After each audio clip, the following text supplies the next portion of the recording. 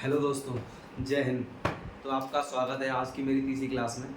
तो कल मैंने आपको अकाउंट्स में कुछ चीज़ें बताई थी, जैसे मैं आपको पता है कि पिछले लेक्चर में मैं IMRCSAC इसकी फुल फॉर्म करा रहा था आपको।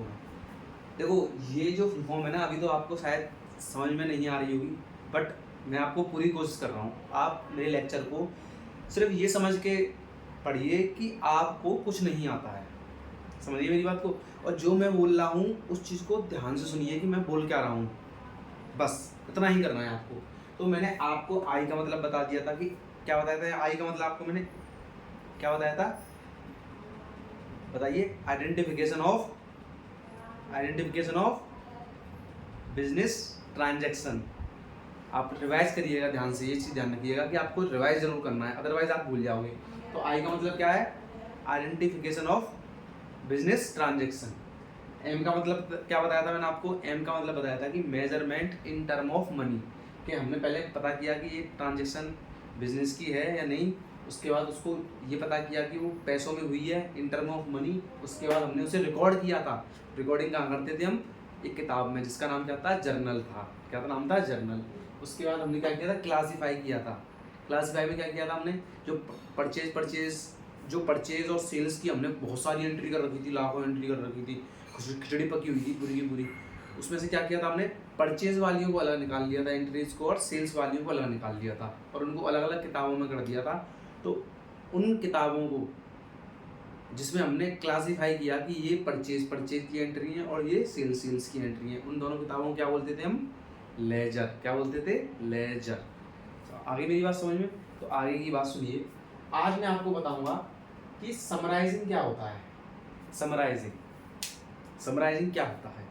आप मुझे एक बात बताइए, मैं आपसे एक चीज़ पूछता हूँ। आपकी बुक है, आपकी बुक में, या पहले आप छोटे होंगे, या आप ही किसी भी कोई भी इंग्लिश की किताब ले लीजिए, आपकी इंग्लिश की किताब में आपकी बुक खोलोगे, अपनी बुक खोलोगे, तो उस बुक में पहला पेज दिया होता है या दूसरा पेज दिया होता है, उस पर लिखा होता है समरी। उसका मतलब क्या होता है, कभी आपने सोचा है? उसका मतलब होता है कि आपकी किताब में क्या है, जो भी है सब कुछ, आप उसे पढ़िए छोटे सी साइज में और पता लगाइए कि आपकी किताब में क्या है। कहने का मतलब क्या है कि आपकी पूरी किताब को एक छोटे से पैराग्राफ समरी में बदल दिया, ताकि आप उसको पता लगा सको कि इसमें क्या दिया है, किसके बारे में दिया। तो समराइज कर दिया गया, छोटा कर दिया। तो समराइजिंग का मतलब क्या होता है, किसी चीज़ को छोटा कर देना। छोटा कर देना मतलब कि कंसाइज कर देना या छोटा कर देना, समराइजिंग का मतलब। अब ये अकाउंट्स में क्या यूज़ आया सर, अब इसका अकाउंट में क्या यूज़ आया, आप बताइए। अब मुझे आप एक बात बताइए कि ये समराइजिंग जो वर्ड है उसका क्या यूज़ आया। आप मुझे एक बात बताना। देखो, आप सब कुछ पहले से जानते हो, मैं स्वाति गारंटी दे रहा हूँ, बस आपको ध्यान क्या लगाना है, जो मैं बस बोल रहा हूँ आप बस उस पर ध्यान लगा लीजिए। मैं गारंटी देता हूँ आपकी अकाउंट आपके टीचर से भी बेहतर हो जाएगी, मतलब मुझसे भी बेहतर। मैं स्वाति गारंटी देता हूँ आपको। अब समराइजिंग का मतलब क्या है, समराइजिंग का मतलब मैंने आपको ही बताया था कि छोटा कर देना किसी भी चीज़ को। अब ये अकाउंट में इसका यूज़ क्या है।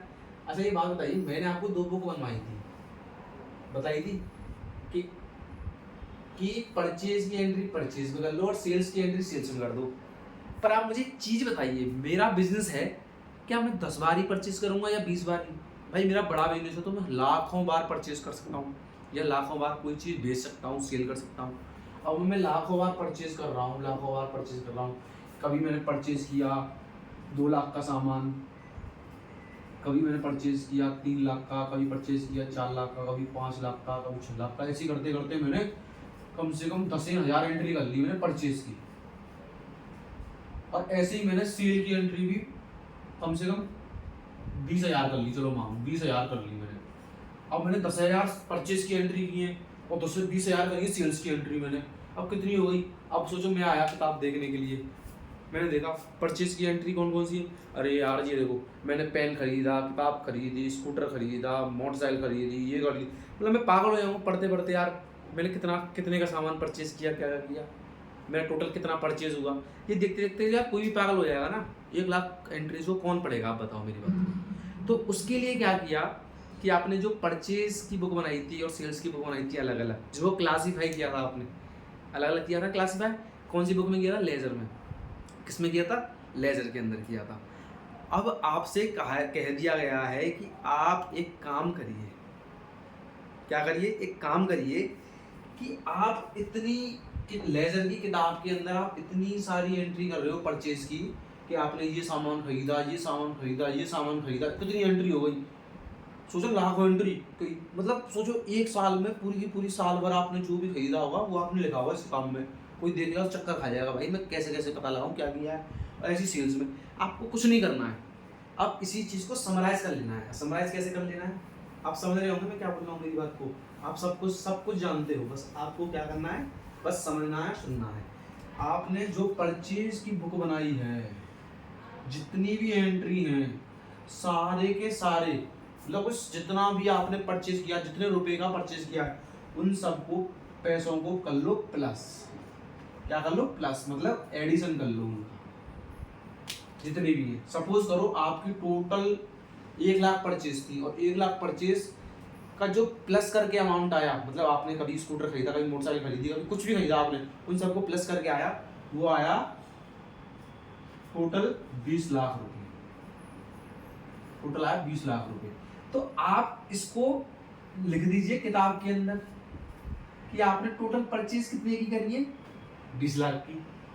अब छोटा हो गया ना, पहले आपकी लाखों बात लिखी हुई थी कि मैंने ये परचेज किया, ये परचेज किया। अब सीधे लिख दो ना कि आपने जो पैसा खर्च किया है परचेज में वो टोटल कितना किया है? 20 लाख। हो गया कंसाइज। इसी को समराइजिंग बोलते हैं। कितना सिंपल है बताइए। मतलब कि आपने बहुत सारे परचेज को आपने सिर्फ ये लिख दिया कि मैंने टोटल पूरे साल में या पूरे महीने में इतने की खरीदारी करी है, परचेज करी है। ऐसे ही सेल्स में कर दो, जितनी माल बेचा होगा आपने वो सबको प्लस कर दीजिए और उसको छोटा करके लिख दिए कि मैंने पूरे साल में इतना माल बेचा है, इतने रुपए का माल बेचा, इतने साल में, इतने महीने में। तो ये बात आपको समझ में आ गई। समराइज का मतलब क्या है कि बहुत सारी चीज़ों को छोटे सी चीज़ में कन्वर्ट कर देना, उसी का नाम समराइजिंग होता है। बहुत सारी परचेज करी, कौन पढ़ेगा उनको? कौन पढ़ेगा उनको? आप क्या करिए कि परचेज की सारी एंट्री एक ही तरफ लिख दीजिए कि मैंने पूरी की पूरी 1 महीने 2 महीने इतने रुपए का माल खरीदा। आपको तो पैसे से मतलब है ना कि कितने रुपए का माल खरीदा। साहब मैंने 20 लाख का माल खरीदा। क्या खरीदा? भाई क्या खरीदा? तो आप जाइए मेरा लेजर देख लीजिए, मैं तो आपको बता रहा हूँ मैंने 20 लाख की खरीदारी करी है। ऐसे ही कितने का माल बेचा? साहब मैंने 1 करोड़ का माल बेचा है। 1 करोड़ में क्या क्या बेचा आपने? साहब आपको देखना है तो आप जाइए मेरी लेजर में देख लीजिए। समराइज में आप सीधे बता दोगे साहब मैंने इतने रुपए का माल खरीदा, इतने रुपए का माल बेचा मैंने। सिंपल सी बात। ये तो हो गई आपकी किसकी बात? समराइजिंग की बात। आपको जो है ये जो कुछ भी मैं पढ़ा रहा हूँ ना, ये जो फुल फॉर्म बता रहा हूँ इसका एक जादू देखिएगा आप। इसका जादू देखिएगा कि ये जादू क्या कहता है। सर चढ़कर बोलेगा इस फुल फॉर्म का जादू, ये मेरा वादा है आपसे। अच्छा देखिए आप कि समराइजिंग में मैंने आपको बताया कि आपको टोटल करके लिख देना है कितनी परचेज कर दी आपने पूरे महीने में या पूरे साल में, या कितनी सेल कर दी। अब अगली बारी आती है किसकी? ए की। ए का मतलब क्या होता है? ए का मतलब क्या होता है? ए का मतलब होता है एनालिसिस एंड इंटरप्रिटेशन। क्या होता है ए का मतलब? Analysis and interpretation. इसका क्या मतलब है सर? एनालिसिस और इंटरप्रिटेशन का मतलब, देखो सर आप मुझे एक बात बताइए, आपने सब कुछ कर लिया, खरीदारी कर ली, बेच लिया माल, सब काम कर लिया। अब मुझे आप एक चीज बताइए, आप खुद जानते हो इस चीज को, क्या चीज जानते हो सर बताइए। यस, ये जानते हो बेटा, क्या जानते हो सर? कि आपने परचेज जो करी थी वो कर ली थी आपने 20 लाख रुपए की। कितने रुपए की कर ली थी? 20 लाख की। और आपने सेल कितने कर ली थी? 22 लाख रुपए की। कितने रुपए की? 22 लाख रुपए की। बताया था ना मैंने कि सबको समराइज करके लिख लो कि आपने टोटल कितनी परचेज करी थी, इतनी, कितनी सेल करी है, इतनी। आप मुझे देख के बताइए कि आपने परचेज तो करी 20 लाख की, परचेज कितनी करी है, खरीदारी कितनी करी 20 लाख की, और बेचा कितने का है आपने? 22 लाख का। तो आप इसमें कुछ एनालाइज कर पा रहे हो? एनालाइज मतलब कुछ समझ पा रहे हो इसमें? समझिए क्या है इसमें, उसका कहने का मतलब आपने 20 लाख की तो क्या करी? खरीदारी, और बेचा कितने का? 22 लाख का। तो एनालाइज करिए इसको, समझिए। इंटरप्रेट मतलब इसको दिमाग के अपने घोड़े दौड़ाइए कि मैंने क्या किया। मैंने क्या किया, अरे साहब मेरे को तो फायदा हो गया, मैंने 20 लाख का माल बेचा और मैंने 22 का बेचा है। तो इसका मतलब कि क्या, इसका मतलब क्या कि आपको फायदा कितने का हुआ इसमें, साहब 2 लाख रुपए का फायदा हुआ है मुझे। कितने का, 2 लाख रुपए का। क्या हुआ है आपको, प्रॉफिट। तो आपने ये पता कैसे लगाया, ये इसी एक की वजह से एनालिसिस किया आपने उस चीज को, इंटरप्रिटेशन की उसकी कि क्या सर मैंने इतने का माल खरीदा, इतने का बेच दिया, तो मुझे क्या हुआ सर, प्रॉफिट हुआ। क्या हुआ, प्रॉफिट हुआ। अब ये देखिए आपने किसकी मदद से पता लगाया, एनालिसिस एंड इंटरप्रिटेशन की मदद से आपने पता लगाया कि क्या मुझे कितना प्रॉफिट हुआ और कितना नुकसान हुआ। नुकसान कैसे हुआ, सोचिए नुकसान कैसे हुआ। नुकसान ऐसे हुआ कि आपने 20 लाख की सेल करी और परचेज कितनी करी आपने, 22 लाख की। आपने माल तो खरीदा 22 लाख रुपए में और बेच दिया वो 20 लाख रुपए में। आप बताइए क्या हुआ आपको, 2 लाख रुपए का नुकसान। तो आप अपने बिजनेस में पता लगाते हो ना कैसे कि मुझे कितने का नुकसान हुआ, कितने का फायदा हुआ, वो एनालाइज करते हो। भाई मैंने कितना माल बेचा, क्या किया, जितने भी दिमाग के घोड़े दौड़ाते हो सब किस चीज में करते हो, एनालिसिस एंड इंटरप्रिटेशन में करते हो। आगे ये बात समझ में, इसका मतलब क्या होता है। अब बात आती है क्या, अब बात आती है सी।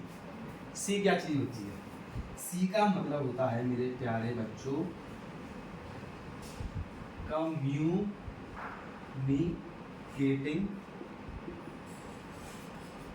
the result to users। अब मुझे आप एक बात बताइए, सी का मतलब है कम्युनिकेटिंग, मतलब बताना, the result to the users. Users कौन होते हैं, देखो आपने सब कुछ कर लिया, आपने आइडेंटिफाई कर ली ये बिजनेस की ट्रांजैक्शन है, आपने मेजरमेंट कर लिया कि पैसों में हुई, आपने जो जो आपकी ट्रांजैक्शन हुई उसको रिकॉर्ड कर लिया। कहाँ किया था आपने रिकॉर्डिंग, कहाँ किया था, जर्नल में। फिर आपने उसको क्लासीफाई किया, कहाँ किया था, लेजर में। उसके बाद आपने समराइजिंग कर ली आपने। फिर आपने क्या कर दिया, एनालाइज इंटरप्रिटेशन कर लिया आपने कि आपको 2 लाख का प्रॉफिट हुआ या 2 लाख का लॉस हुआ, आपने ये सब पता कर लिया। अब communicating the result to users, इसका मतलब क्या है। आप एक बात बताइए मुझे, साहब मैं रतन टाटा हूँ, कौन हूँ मैं, रतन टाटा, और मैं रतन टाटा हूँ और एक तुम्हारी गली का एक बोलू नाम का व्यापारी है। मेरी बात समझिए, एक मैं रतन टाटा हूँ और एक आपकी गली में भोलू नाम का व्यापारी है। आप रतन टाटा को पैसे देना पसंद करोगे या किसी भोलू नाम के व्यापारी को, रतन टाटा नाम के व्यापारी को देना पसंद करोगे, नहीं करोगे। तो क्यों दो उसे पैसे, आप बताओ। क्योंकि आपको पता है उनकी कंपनी बहुत सारा प्रॉफिट कमाती है। हमारा जो गली का भोलू है या सोनू है उसको पैसे दिए तो कल वो लेके भाग जाएगा, क्या जिम्मेदारी है इसकी। तो अच्छा एक बात बताइए, आपका भोलू आपके पास रहता है तब भी आपने उस पर भरोसा नहीं किया, लेकिन आपने टाटा पर भरोसा कैसे कर लिया। होता क्या है बच्चों, टाटा आपने कभी कभी सुना होगा, आप कभी कभी टीवी या यूट्यूब या कहीं भी देखते होंगे कि इस कंपनी को 20,000 करोड़ का फायदा हुआ, इस कंपनी को 10,000 करोड़ का फायदा हुआ। ये सब कंपनी क्यों बताती हैं, ये सबको इसलिए बताती है कि आप उनकी कंपनी के बारे में जानें और आप उनकी कंपनी में पैसा लगाएं। समझ रहे हो।